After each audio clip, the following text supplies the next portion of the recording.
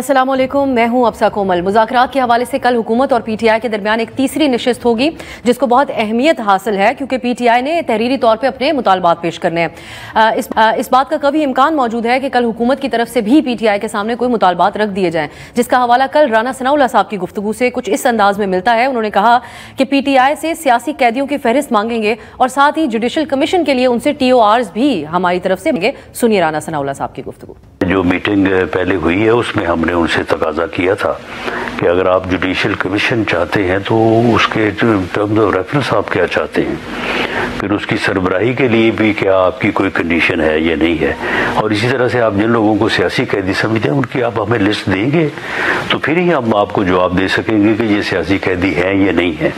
दूसरी तरफ वज़ीर आला अली अमीन गंडापुर हैं। उन्होंने मुज़ाकरात की अगली नशिस्त में जुडिशल कमीशन तश्कील देने के वादे का मुतालबा किया हुकूमत की तरफ से।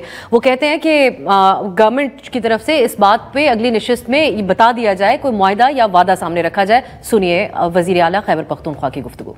कमीशन के TOR भी बनने हैं ना, कमीशन में कौन होगा, कौन हेड करेगा। हम तो ये नहीं कह रहे कमीशन बना के ही दे दो, लोग अनाउंस कर दो। हम तो ये कह रहे हैं कि हमारे पास इस बात के साथ एग्रीमेंट हो जाए कि कमीशन इसमें बनना चाहिए। वफाकी वज़ीर कानून आज़म नज़ीर तारड़ की तरफ से दावा किया गया कि पीटीआई की मुज़ाकराती कमेटी की तरफ से ये मुतालबा किया गया कि एग्जीक्यूटिव ऑर्डर के जरिए कैदियों को रिहा किया जाए, मगर आईन और कानून इसकी इजाज़त नहीं देता। एक मुज़ाकराती कमेटी अपोजिशन और हुकूमती बेंचेस के दरमियान जिसमें इत्तेहादी जमातों के तमाम नुमाइंदगान हैं और अपोजिशन के 6 अरकान हैं, तो वहाँ पे उन्होंने कहा है कि जी एग्जीक्यूटिव ऑर्डर के ज़रिए जो बंदे मुकदमात में मुलव्वस हैं और जेलों में बंद हैं और जिन पे इंसदाद दहशत गर्दी समेत दीगर जराइम के और करप्शन के केसेस चल रहे हैं, हुकूमत उन्हें रिहा कर दे। तो मैं इस ऐवान की वसातत से ये अर्ज़ करूँगा कि पाकिस्तान का आइन और कानून इसकी तो इजाज़त नहीं देता। इससे मुतालिक एक और अहम स्टेटमेंट आपके सामने रखते हैं। कल सीनियर सहाफ़ी आसमा शिराजी साहिबा के प्रोग्राम में जब उन्होंने हुकूमत के मुशीर बराए कानून बैरिस्टर अकील से सवाल किया तो उनकी तरफ से एक नई बात जवाब में सामने आई और वो कहते हैं कि अगर पीटीआई अदालत में ये दरख्वास्त लेकर जाती है कि इमरान खान की सिक्योरिटी या सेहत के हवाले से कोई मामलात हैं तो हुकूमत आड़े नहीं आएगी। सुनिए। अगर कोई दरख्वास्त अदालत में लेके जाते हैं कि उनकी सिक्योरिटी के हवाले से या सेहत के हवाले से कोई ऐसे मामलात हैं तो हुकूमत उसके आड़े नहीं आएगी, और अगर वाक़तन उनकी सेफ्टी एंड सिक्योरिटी को कोई ऐसे ख़तरात हैं तो फिर बिल्कुल जो अदालत का हुक्म होगा हम मानेंगे। प्रोग्राम में जानने की कोशिश करेंगे कि जुडिशल कमीशन के लिए पीटीआई की शराइत क्या होंगी, सरबराही कौन करे और मेंबरान कौन हो, क्या समझती है पीटीआई, जानेंगे। इसके अलावा क्या पीटीआई इमरान खान के मेडिकल ग्राउंड्स या सिक्योरिटी वजूहात की बुनियाद पर अदालत में कोई दरख्वास्त दायर कर सकती है। इन तमाम इशूज़ पर बात करेंगे। इस्लामाबाद स्टूडियो में मेरे साथ तशरीफ़ फरमाए उमर अयूब साहब, कौमी असम्बली में कायदे हिज़्ब इख्तिलाफ और सीनियर रहनुमा पाकिस्तान तहरीक इंसाफ। बहुत शुक्रिया उमर साहब आपके वक्त के लिए। बहुत शुक्रिया जी। बज़ाहिर नजर आता है कि मुज़ाकराती अमल का कल एक अहम दौर होगा। इससे पहले तो इसको सियासी तज्ज़ियाकारों ने भी एक यूजलेस एक्सरसाइज के तौर पे ही देखा, जिस किस्म के बयानात दोनों तरफ से आए। तो राना सनाउल्लाह साहब कहते हैं कि पीटीआई कल कैदियों की लिस्ट फराहम करे, फिर हम जांचेंगे कि सियासी कैदी की डेफिनेशन के मुताबिक कौन पूरा उतरता है। कल आप लोग बाकायदा फहरिस्त फराहम करने जा रहे हैं? बिस्मिल्लाहिर्रहमानिर्रहीम। कौन साहब, सबसे पहले बहुत शुक्रिया आपने अपने प्रोग्राम पे मदऊ किया। देखें, सबसे पहले मैं क्रोनोलॉजिकली और सीक्वेंशली जो आपने अभी ये स्लाइड्स चलाई हैं, नंबर एक बैरिस्टर की मैं बात करूंगा। उन्होंने बात की है जी कि वज़ीर आज़म इमरान खान साहब के हवाले से कि बनी गाला में शिफ्टिंग के हवाले से। देखें, हमारा बड़ा क्लियर स्टांस है, ना हमें डील चाहिए ना ढील चाहिए। और नंबर एक। नंबर दो, जो हमारे सियासी कैदी असीरान हैं उस पर वज़ीर आज़म इमरान खान साहब हैं, शाह महमूद कुरैशी साहब हैं, उमर चीबा साहब हैं, मियाँ महमूद रशीद साहब हैं, डॉक्टर यास्मीन राशिद साहब हैं, चौधरी एजाज साहब हैं। हमारे मिलिट्री कोर्ट्स में बहुत सारे असीरान हैं, वो सब के सब सियासी कैदी हैं। इसके अलावा और भी हैं कोट लखपत में, अडयाला में और जेलम में और बाकी जगहों में। उनकी लिस्ट उनको चाहिए तो उन्होंने खुद अरेस्ट किया ना, उन्होंने किसी ने तो नहीं किया, मतलब हमने तो उनको नहीं अरेस्ट किया। तो ये तो बचपना बात कर रहा है राना सनाउल्लाह। नंबर एक। तो यानी फिर कल को लिस्ट बाकायदा फराहम नहीं की जाएगी? हमारे जो मेन असीरान हैं उनको नाम पता है, ये तो डिलेइंग टैक्टिक्स या वो करना चाहते हैं। नंबर एक। नंबर दो, और ये चीज हमने उनको पहले बता दी, लेकिन उसमें बहुत से कारकुनान भी हैं जिनमें से आप लोगों का ये भी दावा है कि कुछ की तो जाहिर भी नहीं की गई गिरफ्तारी। बिल्कुल, मैं उस पर भी आता हूँ। नंबर दो, जो तारड़ बात कर रहे हैं, आजम तारड़ जो बात कर रहे हैं, सेनेट में उसने बात की है, वो गलत बयानी कर रहा है। ऐसे मतलब कभी भी हमने नहीं कहा है कि जी एग्जीक्यूटिव ऑर्डर के जरिए चाहिए। हमने कहा जी कि आप सबसे पहली चीज ये है कि इंटरफियरेंस इंटेलिजेंस एजेंसीज की और एग्जीक्यूटिव की जुडिशल वर्किंग्स में ना हो।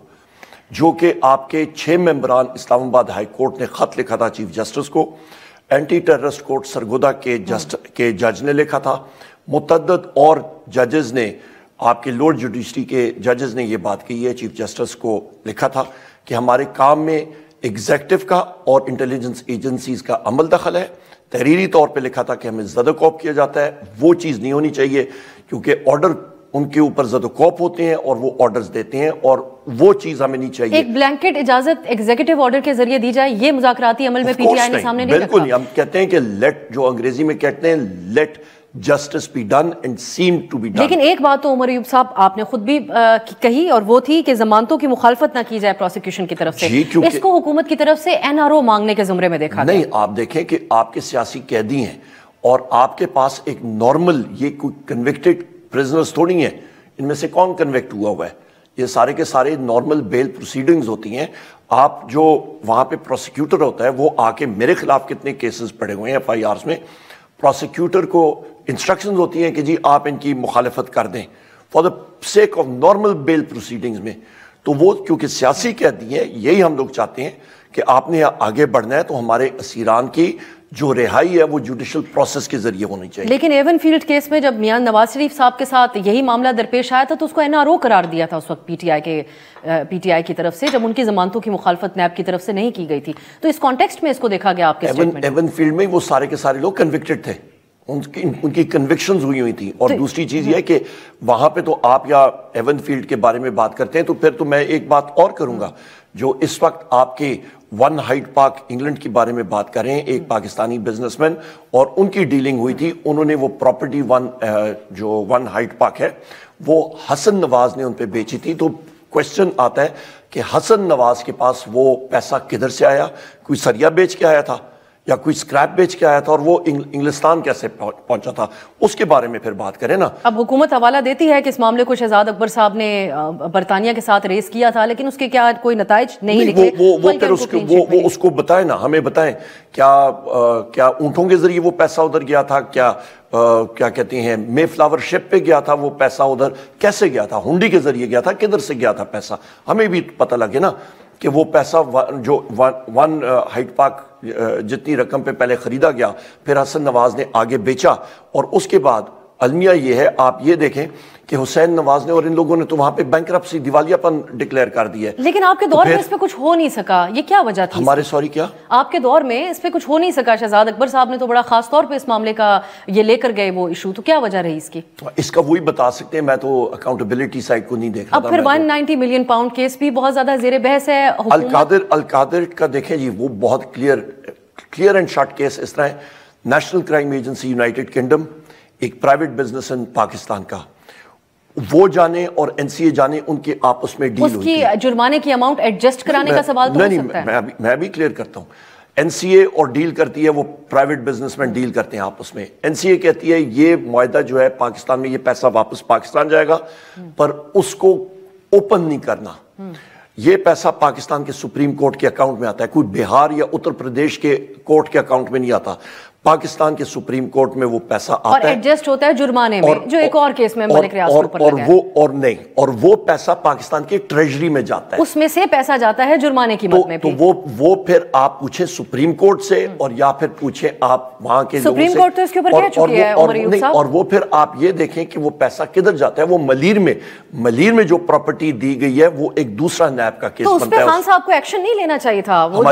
ہماری حکومت ختم ہوگی نا، اس کے بعد تو حکومت ختم تھی، لیکن بجائے اس کے کہ القادر ٹرسٹ کے حوالے سے القادر کا تو اس میں تو کوئی دور سے عمل دخل نہیں تھا۔ کرتے، ان کو واحد ڈونر بناتے، خان صاحب کو تو اس معاملے کو پروب کرنا چاہیے تھا کہ یو کے نے کیا پیسہ پکڑا اور وہ کس طرح واپس آیا۔ نہیں، وہ پیسہ یا یو کے کا پاکستان واپس آ رہا ہے، ایک پرائیویٹ بزنس مین کا آ رہا ہے، اور سپریم کورٹ کے اکاؤنٹ میں آ رہا ہے، نہ کوئی القادر میں آ رہا ہے، نہ وزیر اعظم عمران خان صاحب یا بشرا بی بی کے اکاؤنٹ میں آ رہا ہے، اس کا تو اسے دور سے تعلق نہیں تھا۔ لہٰذا یہ تو اس کو اچھا، یہ ابھی کہتے ہیں، اور میں ایک سیکنڈ اپنی بات ختم کر لوں۔ القادر ٹرسٹ یا القادر یونیورسٹی جو سیرت النبی کے اوپر، آپ حضور نبی کریم محمد صلی اللہ علیہ وآلہ وسلم کی سیرت کے حوالے سے وہاں پہ تعلیم اور تدریس دی جاتی ہے، اس کو یہ مطلب کیموفلاج کرنے کے لیے 190 ملین پاؤنڈ اس کو کہتے ہیں. اور بھائی نام لے, اس وقت اس کو ڈیفائن کیا گیا تھا کہ روحانیت کے حوالے سے اس کے اندر تعلیم دی جائے گی جو بشرا بی بی خصوصی دلچسپی رکھتی ہیں. اس قسم کی اس سے پہلے ہم نے کوئی ایگزامپل نہیں دیکھی کہ فلاحی طور پہ اگر کام ہو بھی تو, لیکن وہ ایک الگ ڈیبیٹ ہے. آپ لوگوں نے کل بھی اس کا حوالہ دیا. احسن اقبال صاحب نے کہا کہ آپ مذہبی بنیاد کے اوپر اس کے اوپر بات کریں, حالانکہ یہ ایک کیس ہے. احسن اقبال تو سب سے پہلے احسن اقبال تو پہلے بات کرے نا کہ اس کی اپنی منسٹری میں 10% ابھی تک پبلک سیکٹر ڈیولپمنٹ پروگرام کی ریلیزز ہوئی ہیں, اور یہ اخبار میں بھی آیا ہے, ہر جگہ پہ پریس پہ آیا ہے کہ جو amount public sector development programme کا آج تک مطلب ابھی تک 6 مہینوں میں جو سپینڈ ہونا تھا اس کا 10% بھی نہیں ہوا. آج تاریخ دیکھیں, 6 مہینے گزر گئے, کتنے ٹائم میں یہ لوگ سپینڈ کریں گے؟ وہ تو گورنمنٹ کی فیلئر ہے, وہ اس پہ نہیں آتا, وہ ہر دوسری چیز پہ بات کرے گا پر اپنی فیلئر پہ بات نہیں کرے گا. سر وہ کیبنٹ میں جو اپروول کروایا گیا تھا, آپ کچھ بتا سکتے ہیں کہ اس لفافے میں کیا تھا؟ نہیں, وہ یہی تھا, اور یہ چیز کلیئر ہے کہ مطلب کیبنٹ کے ڈیسیجن جو ہوتی ہیں وہ سب سے پہلے سیکرٹ ہے, اور میں نے یہی چیز ان کو جو کابینہ کے ممبران سے بھی سیکرٹ ہوتے ہیں کیا؟ آپ نہیں, ہم لوگ آگے آفیشیل سیکرٹس ایکٹ کے تحت تو میں نہیں بتا سکتا ہوں, لیکن یہ تو فواد چودھری صاحب ہوں, شیری مزاری ہوں, انہوں نے کہا ہمیں معلوم نہیں تھا اس میں کیا ہے, بتایا گیا تو ٹاپ سیکرٹ ہے اور اپروو کروا دیا گیا. وہاں پہ وہ جو ڈاکیومنٹ تھا وہ وہاں پہ آیا تھا, اور جو بات چیت ہوئی تھی وہ کیبنٹ کے منٹس میں ہیں, وہ دیکھ سکتے ہیں. اب آپ نے بات کی, ہم کیونکہ بہت سے سوالات کا آپ نے ایک ساتھ ہی جواب دیا تھا تو میں ان کے اوپر بھی آپ سے کچھ جاننا چاہوں گی. بیرسٹر عقیل صاحب نے جو بات کہی ہے صحت کے گراؤنڈز پہ, سیکیورٹی گراؤنڈز پہ اگر آپ لوگ کو درخواست عدالت میں نے وہ کلیئر کر دیا, لیکن اس میں حرج کیا ہے عمر ایوب صاحب؟ ایک تو آپ لوگ اپنے کارکن کی کنزمپشن کے لیے بھی بہت سی بات کرتے ہیں, اور ہم نے مختلف مواقعوں پہ آبزرو کیا کہ آپ لوگوں کو بڑے سخت سوالات بھی کیے جاتے ہیں آپ کے کارکن کی طرف سے. تو اس میں کیا حرج ہے کہ عدالت سے رجوع کیا جائے ان سیکیورٹی بیسس پہ جس میں بین الاقوامی سطح کے اوپر جمائمہ خان بھی آواز اٹھا چکی ہیں کہ کن کنڈیشنز میں خان صاحب کو رکھا گیا. خود آپ لوگ بھی ان کی صحت سے متعلق 1-2 بار بہت پریشان رہے, اور پھر جب ملاقات ہوئی تو اس کے بعد کچھ اطمینان ہوا. بشرا بی بی جب قید میں تھی تو کہا گیا کہ ہارپک کے کچھ قطرے ملا کے زہر آلود کھانا کھلایا گیا. اس قسم کے بڑے سنجیدہ الزامات لگے, تو اس میں کیا حرج ہے کہ صحت کے گراؤنڈز پہ ان کی سیکیورٹی کے خدشات کے تحت آپ عدالت سے رجوع کریں؟ بہت کلیئر ہے. وزیر اعظم عمران خان صاحب انہوں نے کہا کہ میں آخری پرسن ہوں گا, شخص ہوں گا جو باہر نکلے گا, اور نہ ڈیل چاہیے نہ ڈھیل چاہیے. میں پھر ریپیٹ کرتا ہوں, ہم لوگ جوڈیشل پروسیس کے ذریعے چلیں گے, کلیئر اینڈ کٹ کیس. اور اب سیاسی قیدیوں کے سٹیٹس کو اگر آپ ہمارے لیے ڈیفائن کر دیں, جیسے رانا ثناءاللہ اس کے اوپر سوال کر رہے ہیں کہ اگر انہوں نے کوئی جرم کیا ہے تو یہ طے کرنا ہے کہ وہ سیاسی قیدی ہی ہیں یا کوئی جرم کیا. تو اب 9 مئی کے جو کیسز ہیں وہ اس کو تو ایک جرم ریاست تصور کرتی ہے, اس کو آپ کیسے ڈیفائن کریں گے؟ اچھا, پھر آپ کھولیں, پھر آپ کا 12 اکتوبر 1999 کا جو پلین ہائی جیکنگ کیس تھا نواز شریف کے اوپر, تو ملٹری کورٹس میں کیوں نہیں ٹرائی ہوا؟ نواز شریف کو تو پھر اس پہ ملٹری کورٹ میں ٹرائی کرنا چاہیے تھا, اس کے ساتھ اور جو لوگ تھے وہ ملٹری کورٹس میں ٹرائی ہونے چاہیے تھے. اس کے بعد ہم لوگ جتنے پہ ہم پہ کتنی FIRs ہوئی ہیں, میرے اوپر خود مطلب دہشت گردی کی آپ سیکشن 80A کی اینٹی ٹیررسٹ ایکٹ کی سیکشن 7 جو آپ کی ہے وہ 80A7 کے پتہ نہیں کتنے لگے ہوئے ہیں, بم بلاسٹ, چوری, اغوا برائے تاوان, قتل, کتنے مقدمے ہیں. ہم ساروں کو پھر ملٹری کورٹس میں کریں. ملٹری کورٹس میں کر کے یہ تو کینگرو کورٹس بناتے ہیں. جس طرح پہلے اسٹالن کے ٹائم پہ ایک ٹرین آتی تھی, ایک جگہ میں کھڑی ہوتی تھی, اس ٹرین کے ڈبے کے اندر پروسیجر سارا فالو کرتے تھے. 3 بندے بیٹھے ہوتے تھے اور وہ وردی میں بیٹھتے ہوتے تھے. بندے آتے تھے, ایک کنویئر بیلٹ آپریشن ہوتا تھا, بندے آتے تھے, ان کو کہتا تھا جی یہ آپ کے خلاف چارج شیٹ ہے, you are guilty as charged, وہیں پہ سینٹینس سناتے تھے, پیچھے ان کو لے کے جاتے تھے, فائرنگ سکواڈ ہوتا تھا, گولی مار کے ادھر ہی دفن. پھر یہ شروع کر دیں نا, یہ پکھنڈ پھر کس چیز کا؟ شہباز شریف تو ہٹلر سے اتنا انفیچویٹڈ ہے, ٹوپی بھی وہ ہٹلر کی کرتا ہے, ساتھ اس کے ساتھ وہ جو محسن نقوی ہے وہ اس کا ہملر بنا ہوا ہے, تو کر دیں پھر نازی اسٹیٹ. پھر نازی اسٹیٹ کا حال بھی تو دیکھیں نا کیا ہوا تھا. چلیں اب آپ کے دور میں یہ الفاظ ہم نے اس وقت کی اپوزیشن سے سنے ہیں, آج یہی ہٹلر کے لیے الفاظ موجودہ پرائم منسٹر کے استعمال ہوئے. پھر ہٹلر کی آخرت بھی دیکھیں نا کہ اس کی لاش آج تک نہیں ملی, بم کریٹر میں اس کو وہاں پہ جلایا گیا. چلیں ہٹلر کی مثال ہر دور حکومت میں ہمیں دینی پڑتی ہے ان پروگرامز کے توسط سے. لیکن اب جو سیاسی قیدیوں کی ڈیفینیشن علی امین صاحب نے کل جو گفتگو کی اس میں انہوں نے کہا 9 مئی کے واقعات کرنے والے اپنے کارکنان کو ہم ڈس اون نہیں کرتے, لیکن ان کے ساتھ جو ہے ان سے اگر غلطی ہو گئی, وہ وہاں چلے گئے تھے تو ان کے سامنے انا نہیں آنی چاہیے, ان کو دہشت گرد نہیں ڈکلیئر کرنا چاہیے. تو یہیں پر عمر ایوب صاحب آپ لوگوں کی ڈیفینیشن ان واقعات کے اندر ملوث آپ کے کارکنان کے حوالے سے, خان صاحب تو ان واقعات کو صریحاً ایک فالس فلیگ آپریشن کہتے ہیں. گڈا صاحب کہتے ہیں ان سے غلطی ہو گئی تو معاف کر دیا جائے. سب سے پہلی چیز یہ ہے کہ آپ مجھے بتائیں, جو آپ گلبرگ سے آتے ہیں اور جیل روڈ پہ آپ جو آپ کا ٹی بنتا ہے وہاں سے, وہیں پہ پولیس لائنز ہیں, پولیس کدھر تھی؟ لاہور میں اور ان جگہوں میں پٹاخہ پھٹتا ہے کوئی ہوتا ہے تو 5 پولیس والے جو ہیں ادھر ادھر وہ اپنی کیا کہتے ہیں ڈیلی جو آمدن ہوتی ہے اس کے لیے پھر رہے ہوتے ہیں. کرپٹ پولیس فورس ہے نا پنجاب کی, انہوں نے بالکل بیڑا غرق اس کا کر کے رکھ دی ہے. اور دوسری چیز, وہ پولیس والے کدھر تھے؟ 3-4 ہزار پولیس لائنز کی نفری ادھر ہوتی ہے, کدھر تھے؟ ملٹری انسٹالیشنز تھیں, تو صرف پولیس سے شکوا ہے آپ کو روکنے پر یا دوسری طرف بھی شکوا؟ کوئک ری ایکشن فورس کہاں پہ تھی آپ کا؟ کنٹونمنٹ میں چھاونی کی ان کی اپنی فورس ہوتی ہے, وہاں پہ کوئی جوان تو کسی یونٹ کا تو نہیں کھڑا ہوتا نا. کوئک ری ایکشن فورس ہوتی ہے, ان کے اپنے جوان ہوتے ہیں, ان کی اپنی ایک سیکیورٹی فورس ہے, آؤٹ سورس کی ہوئی ہے. وہاں پہ وہ لوگ سارے کدھر تھے؟ 3 سٹیجز پہ تھے. آفیشلی تو اس پہ کہا گیا کہ ایک تحمل کا مظاہرہ اس دن کیا گیا تھا کہ پاکستان کے عام آدمی تھے. نہیں, پولیس فورس کہاں پہ تھی؟ کچھ ستو پی کے سو گئے تھے سارے, دوپہر کا ٹائم تھا جی, ریسٹ, لسی پی کے کڑی کھا کے سو گئے ہیں جناب, سارے کے سارے مزے کر رہے ہیں. نہیں, کدھر تھے؟ مطلب ورنہ تو ہمارے اوپر جو تشدد کرتے ہیں پی ٹی آئی کے لوگوں کے گھروں میں جا کے جو دہشت گردی وہ کرتے ہیں پولیس فورس والے, وہ تو اس وقت تو بڑے چاق و چوبند ہوتے ہیں, پر اس دن کدھر تھے؟ تو لہٰذا ہم لوگ یہی چاہتے ہیں سی سی ٹی وی کیمراز کی فوٹیجز سامنے آئیں اور وہ اس کو دیکھیں کہ کون تھے. ان میں کوئی ایسے لوگ نہیں تھے جن سے غلطی ہو گئی جو گنڈا پور صاحب کہہ رہے ہیں؟ سی سی ٹی وی فوٹیجز لائیں سامنے, اس کے بعد بات کریں. 18 مارچ کو یہاں پہ جوڈیشل کمپلیکس میں وزیر اعظم عمران خان صاحب کی جان پہ جو حملہ ہوا تھا, آپ کے مراد سعید صاحب, زلفی بخاری صاحب, قاسم سوری صاحب اور میں, ہم لوگ گاڑی کے بونٹ پہ کھڑے تھے.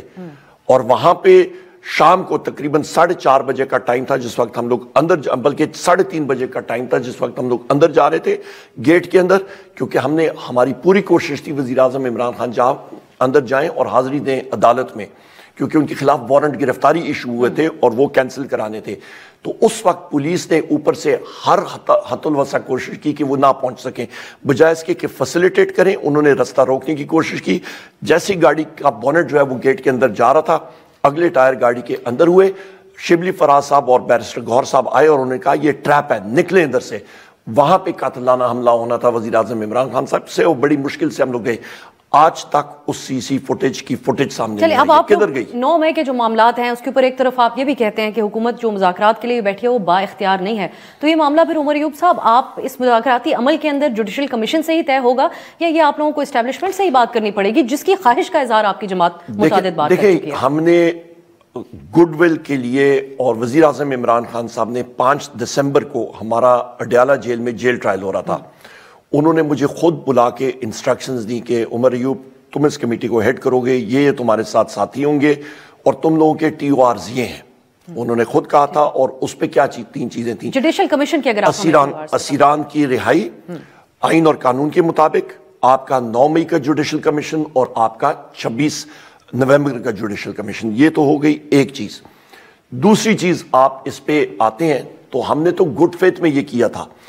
ہم لوگوں نے ایک ڈیمانڈ کی تھی کہ جس وقت آپ نیگوسیشن پروسیس میں جاتے ہیں تو ہمیں ایکسیس چاہیے اپنی لیڈرشپ کے ساتھ, ہمارے وزیر اعظم عمران خان صاحب کے ساتھ, ان مانیٹرڈ, ان انکمبرڈ, کیونکہ وہاں پہ آلات بھی لگے ہوتے ہیں انٹیلیجنس ایجنسیوں کے اور لوگ بھی بیٹھے ہوتے ہیں وہاں پہ. جس طرح یہ مطلب بائفرکیشن ہے کمرے کی, تو وہاں پہ وہ سکرین لگا, دیوار لگی ہوئی ہے کچی اور اس کے پیچھے لوگ بیٹھے ہوتے ہیں پلائی ووڈ کی.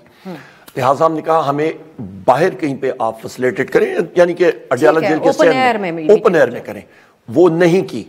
پورا 1.5 ہفتہ حکومت نے ضائع کیا, اور جب ہم لوگ گئے سنڈے کے دن, اتوار کے دن, تو اسی کمرے میں ہم نے بٹھایا. سو لہٰذا یہ ہم لوگ کس سے, مطلب حکومت نے کہا کہ جی ہم لوگ کوشش کر رہے ہیں, ہم لوگ یہ کر رہے ہیں, تو حکومت وقت ہے نا, پنجاب کی حکومت پی این کی اور مرکز کی حکومت پی این کی, تو انہوں نے کوئی پٹواری راول پنڈی سے اجازت لینی تھی, نائب تحصیلدار پنڈی سے اجازت لینی تھی, کس سے اجازت لینی تھی, کیوں نہیں کرتے ہیں؟ سو لہٰذا ہماری طرف سے تو گڈ ول جسچر ہے, ان کی طرف سے ایک چیز پروو ہو رہی ہے کہ یہ میرا خیال ہے کنٹرول میں, ان کے ہاتھ میں چیزیں نہیں ہیں. سمجھتے جوڈیشل کمیشن کی شرائط میں کون سربراہی کرے اور کون ممبران ہو؟ چیف جسٹس آف پاکستان وہ ہوں, یا پھر 3 سینئر موسٹ ججز ہوں, یا پھر 3 ججز جن پہ اپوزیشن اور گورنمنٹ دونوں آمادہ ہو, اور اس کے ٹی او آرز ہمارے وکلاء حضرات جو ہیں وہ فائنلائز کر رہے ہیں. اور مختصراً آخر میں ایک اور چیز بھی, کیونکہ کون پی ٹی آئی میں آج کل شامل ہے, کون پارٹی کی نمائندگی کر رہا ہے, نہیں, یہ بھی ایک سوالیہ نشان رہتا ہے, بالخصوص ہمارے لیے میڈیا والوں کے لیے. فواد چوہی صاحب کی ملاقات ہوئی خان صاحب سے, وہ جی ایچ کیو حملہ کیس کے تناظر میں ہی آج ہوئی ہے, لیکن گنڈا پور صاحب نے یہ کہا تھا کہ جنہوں نے ایک تھپڑ کھا کر پارٹی چھوڑ دی ان کو واپس نہیں لایا جا سکتا, تو ان کا سٹیٹس کلیئر نہیں ہے. اب کیا سمجھا جائے کہ فواد چوہی صاحب پی ٹی آئی کے اندر شامل ہیں یا کس کانٹیکسٹ؟ دیکھیں جی, میں کسی انڈیویجول کے بارے میں بات نہیں نہیں کروں گا, میں اوور آل بات کروں گا. وزیر اعظم عمران خان صاحب نے بڑا کلیئر کیا تھا, میں اس وقت سیکرٹری جنرل تھا, اور جن جن ساتھیوں نے پارٹی چھوڑ دی تھی ان ساروں کو نوٹسز چلے گئے تھے. آپ کو معلوم ہے, ہماری ویب سائٹ پہ موجود ہیں, ہر جگہ پہ موجود ہیں. اور وزیر اعظم عمران خان صاحب کی کوئی بھی شخص یا واپس آئے گا تو وہ وزیر اعظم عمران خان صاحب کی اجازت سے ہی آئے گا. بہت بہت شکریہ. عمر ایوب صاحب ہمارے پروگرام میں شریک ہوئے, تفصیلی طور پہ ان سے بات ہوئی. ایک کے بعد واپس آئیں گے تو ہم بات کریں گے خرم دستگیر خان صاحب سے, مسلم لیگ نون کا موقف جانیں گے شارٹ بریک کے بعد.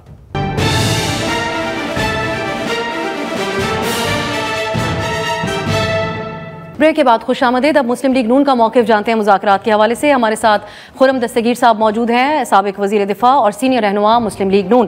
خرم صاحب بہت شکریہ آپ کے وقت کے لیے. آپ سے یہ جاننا چاہیں گے, ایک تو یہ سمجھ نہیں آتا کہ ایک ایسا مذاکراتی عمل ہے جب حکومت کے ہی سینئر رہنما, سینئر وزیر خواجہ آصف صاحب ہی آ کر ایک نا امیدی کا اظہار کر دیتے ہیں اس پروسیس کے حوالے سے. تو آپ سمجھتے ہیں کہ کل کی جو بیٹھک ہوگی اس میں کوئی سیر حاصل بات ہو سکتی ہے, خواہ وہ جوڈیشل کمیشن بنانے کے حوالے سے ہو, کوئی ڈیولپمنٹ یا قیدیوں پی ٹی آئی کے قیدیوں کی رہائی کی بات ہو؟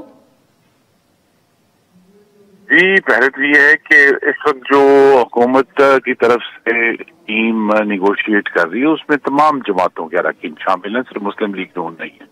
زیادہ وہاں مسلم لیگ نون کے بھی لوگ ہیں, پاکستان پیپلز پارٹی بھی ہے, ایم کیو ایم بھی ہیں, اور بھی کچھ حضرات کو وزیر اعظم نے اس میں شامل کیا. لہٰذا ایک وسیع ٹیم ہے جس کی یہ ذمہ داری ہے. تو خواجہ صاحب جو ہیں پارٹی کے بہت سینئر رکن ہیں, اپنی جو گفتگو ہے اس کی توجہ تو وہی بہتر دے سکتے ہیں, لیکن جو حکومتی اتحاد ہے وہ وسیع ذہن کے ساتھ اور کھلی سوچ کے ساتھ ان مذاکرات میں حصہ لے رہا ہے. لہٰذا اگر کل پی ٹی آئی تحریری طور پر اپنے مطالبات لے کر آتے ہیں تو ہم اس کے اوپر بڑی سنجیدگی سے غور بھی کریں گے اور اس کو معاملات کو آگے بھی بڑھائیں گے. ٹھیک ہے. اب لیکن اس کو خرم صاحب لیڈ تو حکومت ہی کر رہی ہے, تو حکومت کے پاس اختیار کتنا ہے, یہ ایک ڈیبیٹ بنی ہوئی ہے پچھلے کافی عرصے سے.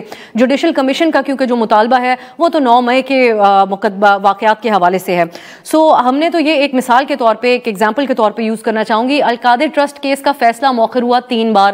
حکومتی رہنماؤں سے بات کرتے ہیں تو ان کے اندر بھی ایک لا علمی کا عنصر ہمیں نظر آتا ہے ان کے جواب میں. تو بظاہر تو ایسا نظر آتا ہے کہ آپ لوگ بھی تشویش کا ہی شکار ہیں کہ وہ فیصلہ کیوں سامنے نہیں آ رہا. تو ان مذاکرات کے حوالے سے کتنا اختیار ہے حکومت کے پاس؟ نہیں, دیکھیے, حکومت کے پاس پاکستان کے قانون اور آئین کے اختیارات دیے گئے ہیں, مکمل طور پر موجود ہیں. اور یہ میں آپ کے ناظرین کو تھوڑا سا بیک گراؤنڈ دے دوں کہ اسی طرح کے مذاکرات جو ہیں انہی جماعت کے درمیان 2014 اور 15 کے آغاز میں ہوئے تھے. ٹھیک 10 سال پہلے انہی دنوں بھی ہم یہی مذاکرات کر رہے تھے کہ ہمیں آگے کیسے بڑھنا ہے, اور یہی مطالبات تھے کہ جی جوڈیشل کمیشن بننا چاہیے. لیکن میں اپنی جماعت کی طرف سے ضرور یہ رائے دے سکتا ہوں کہ 9 مئی کے واقعات پہ جوڈیشل کمیشن تو نہیں بنے گا, کیونکہ وہ ایک ریاست پر حملہ تھا, ایک جرم تھا, ایک عام انسریکشن تھی. البتہ 26 نومبر کے واقعات پر غالباً شاید کوئی پیش رفت ہو سکے. اسی طرح ہم سب اس پہ متفق ہیں کہ پی ٹی آئی کے وہ اراکین جن کے اوپر کوئی ثبوت اور شواہد نہیں ہے 9 مئی کے حوالے سے, ان کو جو بھی ان کا عدالتی پروسیس ہونا ہے اسے جلد از جلد مکمل کر کے انہیں رہا ہونا چاہیے. لیکن 9 مئی کے معاملات میں یہ سمجھنا کہ شاید کوئی حکومت عام معافی کا اعلان کر دے گی, یہ بالکل نہیں ہوگا. جوڈیشل کمیشن کے لیے انہوں نے کہا چیف جسٹس اور 3 سینئر جج صاحبان پہ مشتمل ہو, تو یہ قابل قبول ہوگا حکومت کے لیے؟ جی نہیں, دیکھیے, یہ پہلی تو بات یہ ہے کہ ریاست کوئی انوکھے لاڈلے کے کھیلنے کا کھلونا نہیں ہے. ان کا مطالبہ جگہ پر ہے, لیکن ہر جوڈیشل کمیشن جو ہے اس کو قائم کرنے کے لیے باقاعدہ طور پہ چیف جسٹس کو لکھنا پڑتا ہے, اور اگر وہ چاہیں کہ وہ اس میں آنا چاہیں یا وہ بنانا چاہیں تو بنا سکتے ہیں, ادروائز وہ بڑی پولائٹلی جو ہے اس سے معذرت بھی کر سکتے ہیں. یہ حکومت کے پاس اختیار ہے. میں پھر آپ کے ناظرین کو یاد کرا دوں کہ 10 سال پہلے ان کے جو مطالبات تھے اس کی بنیاد پر جو انکوائری کمیشنز ایکٹ ہے 1956 کا, اس میں ترمیم کی گئی تھی باقاعدہ, تاکہ یہ سارے معاملات جو ہیں پہلے سے زیادہ حکومت کے پاس معاملات ہوں. تو اگر کوئی ایسی چیز ہے جو لیجسلیشن کے لیے درست کی جا سکتی ہے उसके लिए हम तैयार हैं। लेकिन ये कह रहे हैं कि सिर्फ एक मुतालबा करने की वजह से ही पूरी रियासत को तोड़ मोड़ दिया जाएगा, तो ये भी नहीं होगा। अब लेजिस्लेशन जो इस किस्म की आप लोगों ने की, आईनी तरमीम, उसके ऊपर लीगल कम्युनिटी को बहुत एतराज़ है। फिर हम देखते हैं कि प्रोडक्शन ऑर्डर सेनेटर साहब सेनेटर एजाज के कल जारी हुए, लेकिन उनको पेश नहीं किया गया। इसका मलबा और इल्ज़ाम जो है वो पंजाब हुकूमत के हवाले से लग रहा है। फिर मिलिट्री ट्रायल्स का आप लोग दिफा कर रहे हैं, तो लिस्ट गोज़ ऑन खुर्रम साहब। लेकिन मुस्लिम लीग नून के हवाले से बहुत से लोगों के जहनों में ये सवाल ज़रूर है कि कल को जब इल्ज़ाम लगेगा, अगर हालात वाक़यात जब तब्दील होंगे और पाकिस्तानी सियासत में तब्दील होते हैं, तो मियां नवाज शरीफ साहब से तो सियासी तौर पे ये जवाब तलबी ही की जाएगी और उन पे इल्ज़ाम ही लगेगा सियासी इंतकाम का भी या फिर खामोश तमाशाई बनने का भी। तो आप नहीं समझते कि इन तमाम मामलों पे उनको भी बोलना चाहिए? अभी तो जवाब तहरीक इंसाफ ने देने हैं कि जब वो प्रोडक्शन ऑर्डर्स का मुतालबा करते हैं, ये वो लोग हैं जिन्होंने कई साल और माह मुस्लिम लीग नून और दूसरी जमातों के मुंतखब अरकान के प्रोडक्शन ऑर्डर इशू नहीं किए थे। तो उनका जो मुतालबा करने वाले हैं उनकी अखलाकी बुनियाद तो है ही नहीं, कमजोर क्या है ही नहीं, क्योंकि उन्होंने तो सख्त तरीन उस वक्त भी जो है वो ये इन तमाम मामलात पर मौक़िफ़ अपनाया था। और इसीलिए ये बात वाज़ेह है कि तहरीक इंसाफ के जो हुकूमत का दौर था, जो शायद मीडिया और अवाम बुला चुकी है, उस दौर में तो ऐसे कोई मुज़ाकरात करने उन्होंने मुनासिब ही नहीं समझे थे। वो समझते थे कि हम तो, अगर मैं याद करा सकूं, जून 2021 में उनके वफाकी वज़रान ने डेस्कों पर चढ़कर बजट की भारी किताबें अपोजिशन को बाकायदा मारी थी। तो लिहाजा वो तो किताबें मारने पर और तशद्दुद पर यकीन रखते थे, लेकिन हमारा चूंकि यकीन जमहूरी और सियासी प्रोसेस में है, लिहाजा हम इनके साथ पुरअमन और टेबल पर बैठकर मुज़ाकरात कर रहे हैं। खुर्रम साहब, अब ये तो आप माजी की बात कर रहे हैं, आज जो प्रोडक्शन ऑर्डर्स के बावजूद उनको पेश नहीं किया गया, सेनेटर साहब को सेनेट नहीं लाया गया, इस हवाले से तो तनकीद फैसल वावडा साहब कहते हैं कि ये भी पंजाब हुकूमत की जिम्मेदारी। तो आप अग्री करते हैं पंजाब हुकूमत की तरफ से ये कहना ये सेनेट की तौहीन नहीं है कि प्रोडक्शन ऑर्डर जारी हो लेकिन पेश ना किया जाए? इससे पहले कि हम उजलत में इस पर कोई फतवा जारी कर दें, मेरे ख्याल में जो अगला सेशन होगा उसमें सेनेटर साहब प्रोड्यूस कर दिए जाएंगे, और हमें जो है वो हुकूमत भी एहतराम करना चाहती है। पंजाब हुकूमत का भी फर्ज है कि वो जो अरकान पार्लियामान है और पार्लियामान है उसका एहतराम करे। मेरी ऐन तवक्को है कि बहुत जल्द हो जाए। लेकिन ये परेशानी आपको है क्योंकि सवाल, और हमेशा जब मुस्तकबिल में भी इस हवाले से बात की जाएगी तो पंजाब हुकूमत का वो ऑर्डर ही सामने रखा जाएगा जिन्होंने कहा कि ये हाई प्रोफाइल कैदी हैं, इनको ना लाया जाए। तो ये मलबा आप लोगों के सर ही रहेगा समेत और तमाम मामला जो इस वक्त हो रहे हैं। नहीं जी, देखिए, जब तक एक फाशिस्ट जमात का हमसे मुकाबला है, जो तहरीक इंसाफ कह लें, इंतशार कह लें, तो फिर जो मुतशद्दिद रवैये हैं जो सियासत में आए हैं 2018 के बाद से, उसकी वजह से सियासत में ये जो है हम एक सख्ती देख रहे हैं। और दूसरा ये भी है कि जब एक आईनी तौर पे हमने ये फैसला किया पाकिस्तान पीपुल्स पार्टी ने और मुस्लिम लीग नून ने, तो यही तरीके इंतशार थी जिसने उसको मिली भगत का नाम दिया था कि ये तो जी ये कैसी ठंडी ऑपोजिशन है, एक दूसरे का एहतराम कर रहे हैं, एक दूसरे से लड़ नहीं रहे। यही बात समझाने की है, और आन पाकिस्तान में अगर आगे चलना है तहरीक इंसाफ के समझने की है, ये बात हम समझ चुके हैं कि जब तक मुतशद्दिद रवैयों के जरिए, नफरत के जरिए, एक दूसरे को धुतकारने के जरिए कोई भी जमात सियासत करेगी तो उसका असर पूरे मुल्क की सियासत पर पड़ेगा। जाते हुए एक दूसरे के एहतराम पर चलना, एहतराम करके आगे चलना है। और जो इन मुज़ाकरात की बुनियाद दरअसल ये है कि अगर तहरीक इंसाफ का मुतालबा है कि उनके 31% वोट को एहतराम किया जाए उसका, तो फिर उनको जो 69% वोट उनके खिलाफ पाकिस्तान के अवाम ने दिया है उसका भी एहतराम करता हूँ। बहुत शुक्रिया खुर्रम दस्तगीर साहब आपके कीमती वक्त के लिए। ब्रेक की तरफ जाएंगे, वापस आएंगे तो डॉन के आगाही मुहिम मौसमियाती तब्दीली के हवाले से उस पर बात होगी ब्रेक के बाद।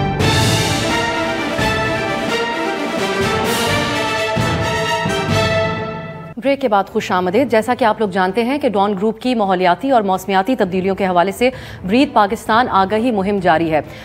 अक़वाम मुत्तहिदा भी इस मुहिम में हिस्सा बन गई है और उनकी तरफ से पायदार तरक्की के जो अहदाफ हैं यूनाइटेड नेशंस के, उसके हवाले से मौसमियाती तब्दीली से निपटना भी एक अहम नुक्ता है। और साल 2025 के आगाज़ में UN secretary general Antonio Guterres ने भी अपने पैगाम में माहौलियाती तब्दीली और ग्लोबल इमरजेंसी की बात की थी। डॉन ग्रुप की ब्रीथ पाकिस्तान मुहिम के हवाले से पाकिस्तान में अक़वाम मुत्तहिदा के रेजिडेंट और ह्यूमैनिटेरियन कोऑर्डिनेटर मोहम्मद याहिया ने कहा था कि ये इक़दाम पाकिस्तान पर मौसमियाती तब्दीलियों के असरात के हवाले से हुकूमत, शहरियों और उनका जो अज़्म है उसको उजागर करेगा, और न सिर्फ ये बल्कि दुनिया को भी बावर करवाएगा कि ये एक बेहतरीन मौका होगा दुनिया को बावर करवाने का कि पाकिस्तान समेत जनूबी एशियाई ममालिक जो ग्लोबल वार्मिंग और मौसमियाती तब्दीलियों से सबसे ज़्यादा मुतासिर हैं। प्रोग्राम के इस हिस्से में हमारे साथ अक़वाम मुत्तहिदा के रेजिडेंट और ह्यूमन कोऑर्डिनेटर मोहम्मद याह्या मौजूद हैं, उनसे बात करेंगे। Thank you so much for your time, Mr. Yahya. First of all, I would like you to kindly highlight how United Nations is helping Pakistan fight climate change, as well as we have only 5 years left to achieve the Sustainable Development Goals. Yeah. So how critical do you think is this moment for Pakistan? Thank you very much for having me. I'm happy to be talking to you about this important topic. Pakistan is one of the countries that are severely impacted by climate change, and a country that contributes very little to the emission that causes global warming.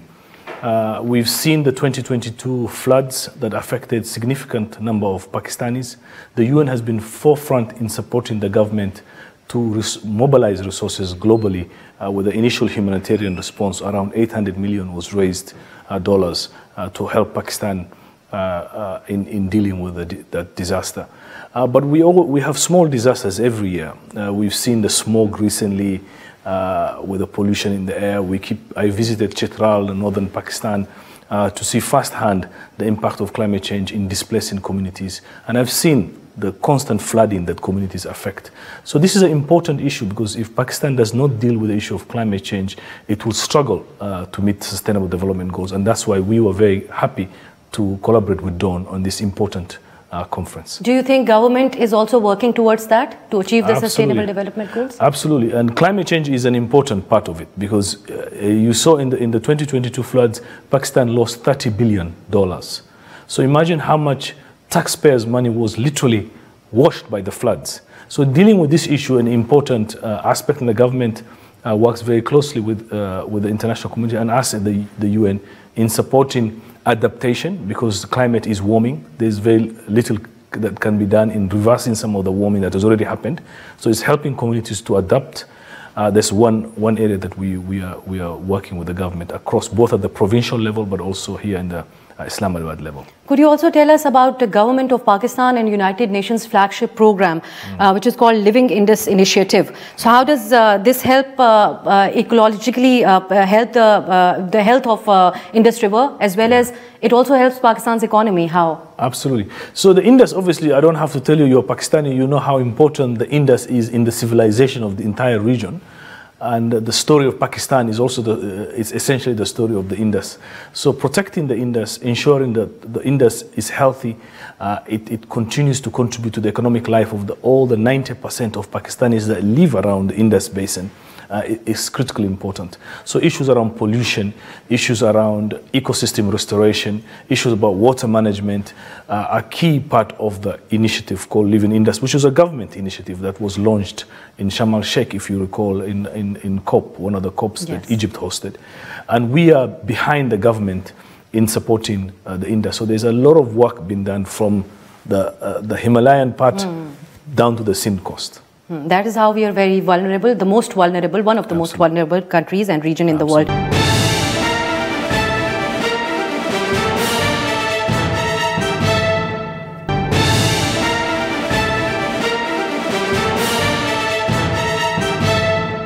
So global climate finance flow, there's a debate usually around that also, because it is largely concerned with the developed countries that are obviously producing more carbon as well. So do you think, how do you think Pakistan can advocate about it? Because we are a developing country, but we would also want a share in the international funding around that. Absolutely. And for us, as the head of the UN, I have been very direct about this. I think the international community has not done enough, especially those countries that have contributed significantly to global warming, in supporting countries like Pakistan to deal with the impact of a problem they have caused through their consumptions. Yes.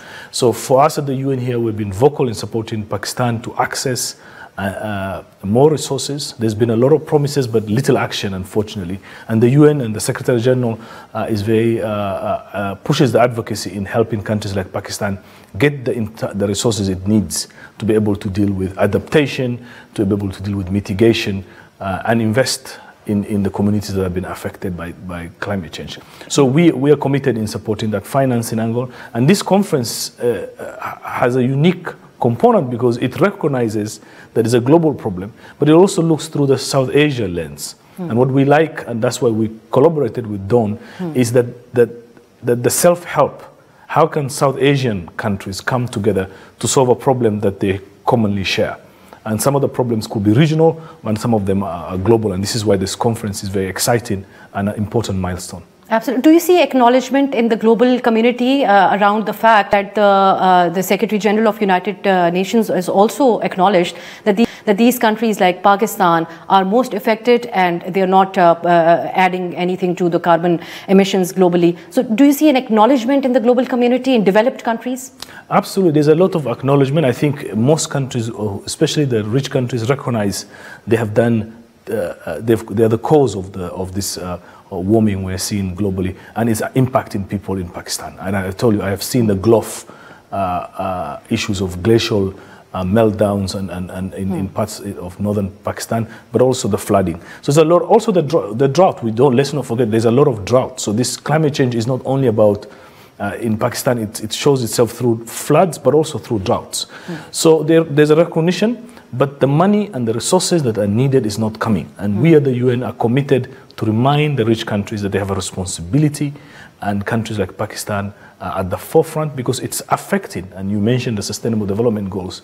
You can't invest billions of dollars in your economic growth and jobs and infrastructure only to be washed away by floods and affected by other forms of climate change. So we are committed to continue pushing those countries who have caused the warming to do more in supporting countries like Pakistan. And how do you think Pakistan can work towards a sustainable, low carbon future? Because we have a lot of reliance on the fossil fuel. Absolutely. So Pakistan doesn't do a lot in contributing to global warming, but if Pakistan grows through the same trajectory as the rich countries, then it will become a huge polluter in the future. So and the ambition of Pakistan obviously is to be a first world country, prosperous, rich. If you go through a carbon based transformation, oil, gas, then you will then become also a problem for the world in terms of pollution. So one of the things we are engaging with the government of Pakistan is to encourage an energy transition that also sees renewables, because you have a lot of sun, you have a lot of wind, you have a lot of opportunities for renewable energy. So we are going to be working on supporting government initiatives in getting them to go through a path of renewable. And that can be started now, and the government is keen to work on. So you do see a good response by the government, because there are sometimes decisions made in Pakistan, but implementation becomes a problem. Absolutely, the government is keen, both at the provincial level and at the federal level. So we're committed in supporting that. We're excited because you have a lot of renewable capacity that you're not tapping into, that can transform this country's economy. Absolutely. Thank you so much, Mr. Yahya, for your time. Great to have you on the show. नाज़रीन, ये don की awareness campaign है breathe Pakistan के नाम से. इसके हवाले से आगाही प्रोग्राम्स और हमारे प्रोग्राम में खुसूसी सेगमेंट्स का एक सिलसिला जारी रहेगा, इसलिए आने वाले दिनों में आप डॉन न्यूज़ देखते रहिए. आज के लिए इजाज़त दीजिए. खुदा हाफिज़.